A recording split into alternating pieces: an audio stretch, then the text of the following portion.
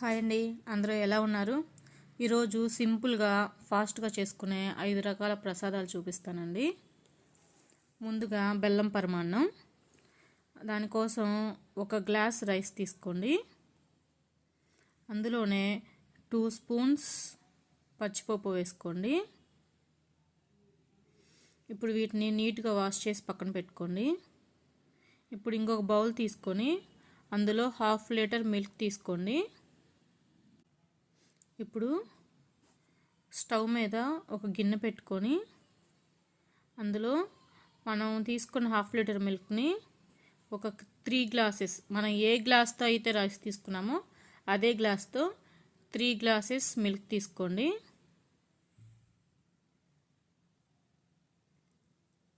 ఈ 3 గ్లాసెస్ మిల్క్కి ఇంకొక 3 glasses water add చేసుకోండి. ఇప్పుడు మూత పెట్టి పాలు కాగాలి. చూసారా, పాలు అనేవి పొంగొచ్చాయి. ఇప్పుడు సిమ్లో పెట్టుకొని మనం వాష్ చేసి పక్కన పెట్టుకున్న బియ్యాన్ని ఇందులో వేసేసుకోండి. బాగా కలపండి. ఈ రైస్ బాగా మెత్తగా కుక్ చేసుకోండి.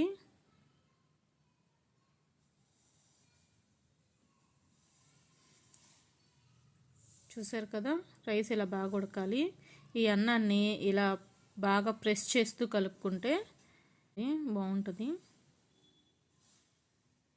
చూపిస్తున్నాను చూడండి, రైస్ అనేది ఇలా పట్టుకుంటే వెంటనే స్మూత్గా వచ్చేయాలి.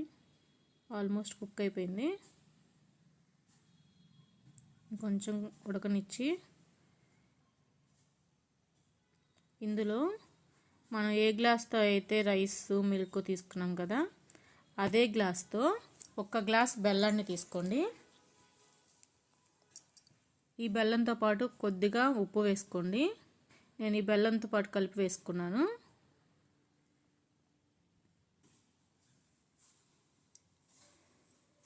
ఇప్పుడు ఈ బెల్లం మొత్తం కరిగేలాగా మొత్తం కలుపుకోండి.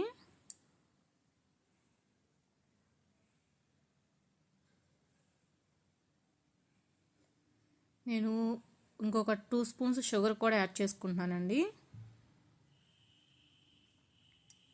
మీకు కావాలంటే యాడ్ చేసుకోండి, లేదంటే స్కిప్ చేసేసేయండి. ఇప్పుడు ఈ పంచదార కూడా మొత్తం కరిగేలాగా గరిటెతో బాగా కలుపుకోండి.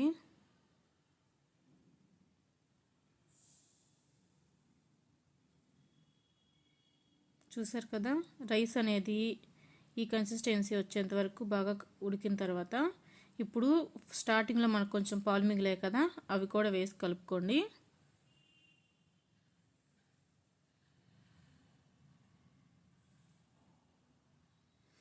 ఈ కన్సిస్టెన్సీలోనే స్టవ్ ఆఫ్ చేసుకోనండి, ఎందుకంటే తర్వాత టైట్ అయిపోతుంది.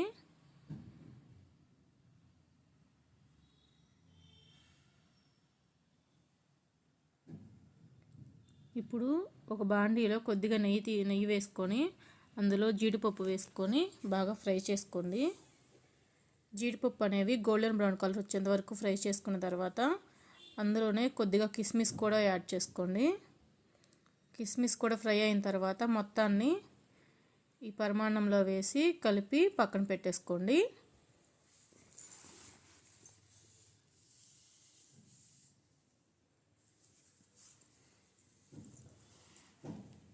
ఇప్పుడు ఒక బాండీలో 1 కప్పు సేమియా తీసుకోండి.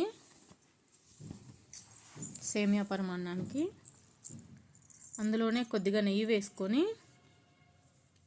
ఈ సేమియాలని బాగా వేయించుకోండి. హై ఫ్లేమ్లో కాకుండా లో ఫ్లేమ్లోనే బాగా వేయించుకోండి. గోల్డెన్ బ్రౌన్ కలర్ వచ్చేంత వరకు ఫ్రై చేసుకోండి.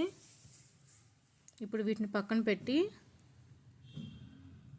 ఒక గిన్నెలో మనం ఏ గిన్నెతో అయితే మనం సేమియాలు తీసుకున్నామో అదే గిన్నెతో 3 గిన్నెల పాలు తీసుకోండి. అలాగే 2 గిన్నెల వాటర్ తీసుకోండి.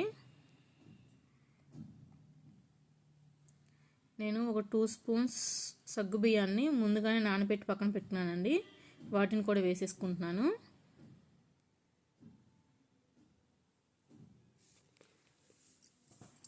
ఇప్పుడు ఈ పాలని బాగా కాగనివ్వండి. పాలు పొంగుస్తున్నాయండి.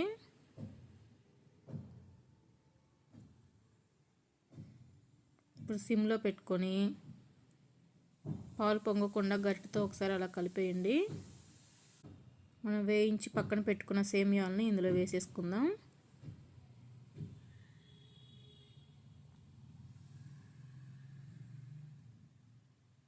గరిటెతో బాగా కలుపుకోండి. మనం వేసిన సేమియాలు అనేవి ముద్దగా పడిపోతాయి కదా, వాటిని బాగా సపరేట్ అయ్యేలాగా ఇలా ప్రెస్ చేస్తూ బాగా కలుపుకోండి.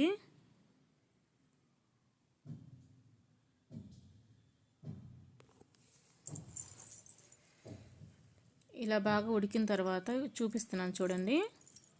సేమియా అనేది ఇలా ప్రెస్ చేస్తే వెంటనే తునిగిపోవాలండి. ఇలా బాగా ఉడికిన తర్వాత మనం ఏ గిన్నెతో అయితే సేమియాలు తీసుకున్నామో అదే గిన్నెతో అదే కప్పుతో 1/2 కప్పు పంచదార తీసుకోండి. ఇప్పుడు ఈ పంచదార అంతా కరిగేలాగా బాగా కలుపుకోండి. ఇలా బాగా కలుపుకోండి. ఇప్పుడు ఒక బాండీలో కొద్దిగా నెయ్యి వేసుకొని జీడిపప్పులు వేసుకొని బాగా ఫ్రై చేసుకోండి.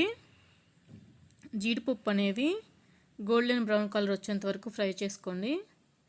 హై ఫ్లేమ్లో పెట్టకుండా మీడియం ఫ్లేమ్లో మాత్రమే ఫ్రై చేసుకోండి, అప్పుడే బాగా ఫ్రై అవుతాయి.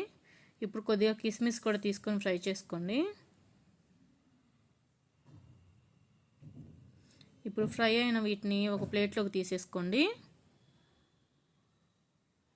ఇప్పుడు అదే బాండీలో మరి కొద్దిగా నెయ్యి వేసుకొని సన్నగా కట్ చేసి పెట్టుకున్న ఎండు కొబ్బరి ముక్కలను కూడా వేసుకోండి. ఈ ఎండు కొబ్బరి ముక్కలు కూడా బాగా ఫ్రై అయ్యేలాగా ఫ్రై చేసుకోండి. గోల్డెన్ బ్రౌన్ కలర్ వచ్చేదాకా ఫ్రై చేసుకోవాలి. ఇప్పుడు వీటిని కూడా తీసి ఒక ప్లేట్లో పెట్టుకోండి.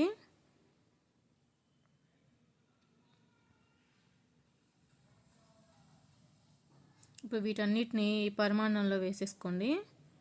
వేసి బాగా కలుపుకోండి. ఇప్పుడు టేస్ట్ కోసం కొద్దిగా సాల్ట్ వేసుకోండి. సాల్ట్ వేసి కలిపి పక్కన పెట్టేసుకోండి. ఇప్పుడు పులిహోర కోసం నేను రైస్ కుక్కర్లో వండుకుంటున్నానండి. మీకు కావాలంటే మామూలు గిన్నెలో అయినా వండుకోవచ్చు. 3 గ్లాసులు బియ్యం తీసుకున్నానండి. నీట్గా వాష్ చేసుకొని 3 గ్లాసుల బియ్యానికి 6 గ్లాసుల నీళ్ళు తీసుకోండి. ఇప్పుడు వీటిని కుక్ చేసుకుందాం.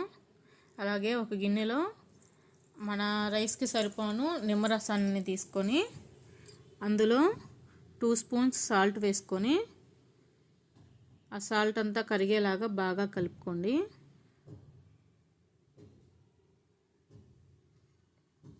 ఇలా కలుపుకున్న నిమ్మరసాన్ని పక్కన పెట్టేసి ఇప్పుడు స్టవ్ మీద ఒక బాండీ పెట్టుకొని అందులో కొద్దిగా నూనె వేసుకొని అందులో కొద్దిగా పసుపు వేసుకోండి. ఈ పసుపును కొంచెం వేయించుకొని మన పులిహోర కోసం రైస్ వండుకున్నాం కదా, మనం వేయించుకున్న పసుపు మొత్తాన్ని ఈ రైస్లో వేసి బాగా కలుపుకోండి. ఎక్కడ వైట్ రైస్ అనేది లేకుండా ఈ పసుపు అంతా బాగా పట్టేలాగా బాగా కలపండి.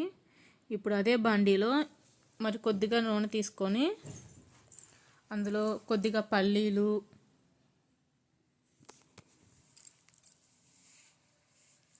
ఒక 2 స్పూన్స్ పచ్చిపప్పు, అలాగే 2 స్పూన్స్ మినప్పప్పు, 1 స్పూన్ జీలకర్ర, 1 స్పూన్ ఆవాలు వేసుకొని బాగా ఫ్రై చేసుకోండి.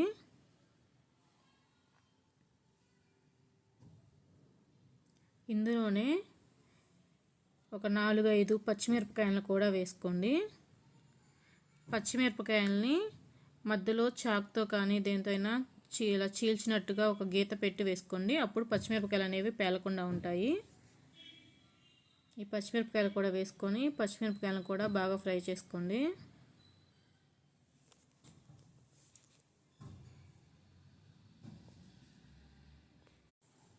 ఈ పల్లీలు పచ్చిమిరపకాయలు బాగా ఫ్రై చేసుకోండి.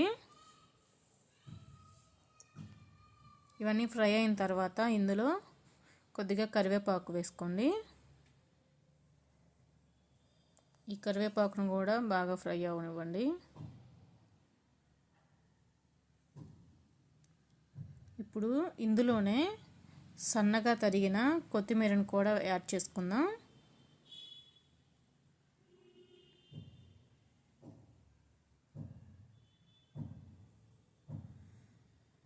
అలాగే ఎండుమిరపకాయలను కూడా ఒక రెండు వేసుకోండి. ఇప్పుడు ఈ పోపు మొత్తాన్ని మనం కలిపి పక్కన పెట్టుకున్న రైస్ ఉంది కదా, ఆ రైస్లో వేసేసుకుందాం. ఇప్పుడు మనం పక్కన పెట్టుకున్న నిమ్మరసాన్ని ఇందులో వేసి కలుపుకుందాం.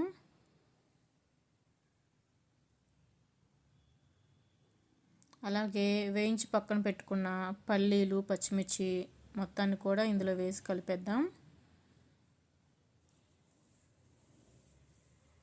మొత్తం అంతా ఆయిల్ మొత్తం బాగా పట్టేలాగా బాగా కలుపుకోండి.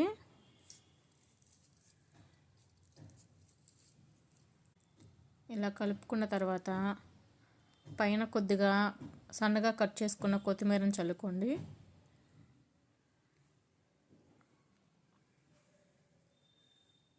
ఇప్పుడు దీన్ని పక్కన పెట్టేసి 3 to 4 hours నానబెట్టుకున్న మినపగుళ్ళను తీసుకొని బాగా వాష్ చేసుకొని ఒక మిక్సీ గిన్నె తీసుకొని అందులో వేసుకోండి. దీన్ని వాటర్ పోయకుండా బాగా మిక్సీ పట్టుకోండి. అవసరం అనుకుంటే కొద్దిగా వాటర్ వేసుకోండి, ఎక్కువ వేయకండి. బాగా గట్టిగా మిక్సీ పట్టుకోండి. ఇప్పుడు దీన్ని ఒక గిన్నెలోకి తీసుకుందాం. ఇప్పుడు దీంట్లో రుచికి సరిపడా ఉప్పు వేసుకొని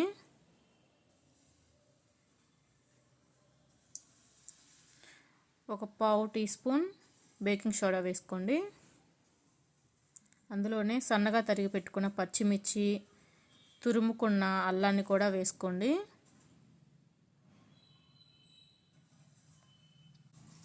అందులోనే కొద్దిగా జీలకర్ర వేసుకొని కొద్దిగా కరివేపాకు, కొత్తిమీర కూడా వేసుకోండి. దీన్ని బాగా కలిపి పక్కన పెట్టండి. ఇప్పుడు స్టవ్ మీద బాండీ పెట్టుకొని అందులో డీప్ ఫ్రైకి సరిపడా ఆయిల్ వేసుకొని ఆయిల్ బాగా హీట్ అయిన తర్వాత వడలు వేసుకుందామండి.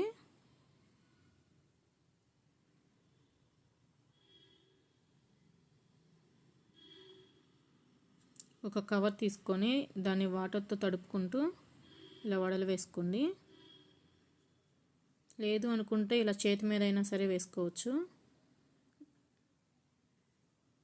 ఇలా చేతితో అయినా వేసుకోండి.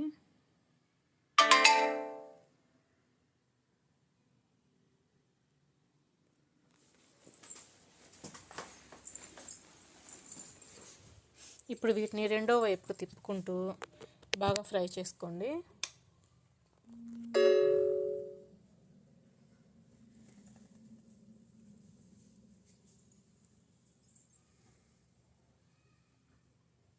ఇవి బాగా ఫ్రై అయిన తర్వాత వీటిని తీసి ఒక ప్లేట్లో పెట్టేసుకోండి.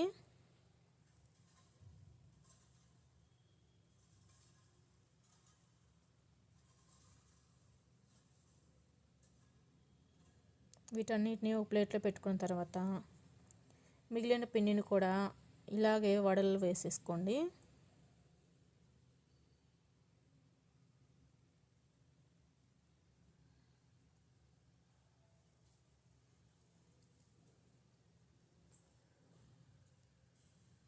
ఇప్పుడు వీటిని బాగా ఫ్రై చేసి తీసి పక్కన పెట్టుకోండి. చూసారు కదా, వడలు రెడీ అయిపోయాయి. ఇప్పుడు పెరుగు వడ చేసుకుందామండి. పెరుగు వడ కోసం ఒక గిన్నెలో పెరుగుని ఇలా బాగా స్మాష్ చేసి పెట్టుకోండి. అందులో 2 స్పూన్స్ సాల్ట్ వేసుకోండి. సాల్ట్ వేసి బాగా మిక్స్ చేసుకొని ఇప్పుడు పోపు పెట్టుకుందామండి. ఇందులోకి స్టవ్ మీద చిన్న బాండీ పెట్టుకొని ఆయిల్ వేసుకొని పోపు గింజలన్నీ వేసేసుకోండి.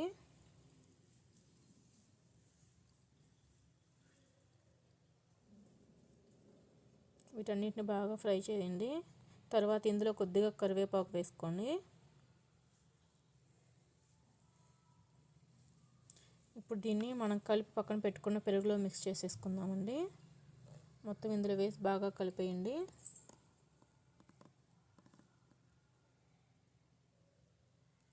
ఇలా బాగా కలిపిన తర్వాత ఇప్పుడు ఒక గిన్నెలో వాటర్ తీసుకొని ఈ వడలు ఒక్కొక్కటి ఈ వాటర్లో డిప్ చేస్తూ మొత్తం ఈ పెరుగులో వేసేసుకోండి. ఇలా వాటర్లో డిప్ చేయటం వల్ల ఈ వడలు అనేవి మెత్తగా అయ్యి పెరుగుని బాగా అబ్జర్వ్ చేసుకుంటాయండి. మొత్తం బాగా పెరుగులో బాగా పీల్చుకుంటాయి. కాబట్టి ఒక్కొక్కటి ఇలా వాటర్లో ముంచి ప్రెస్ చేసి పెరుగులో వేసేసి కలుపుకోండి.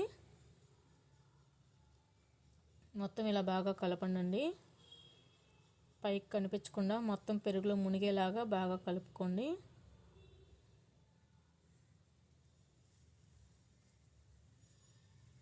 ఇప్పుడు దీన్ని పక్కన పెట్టేయండి.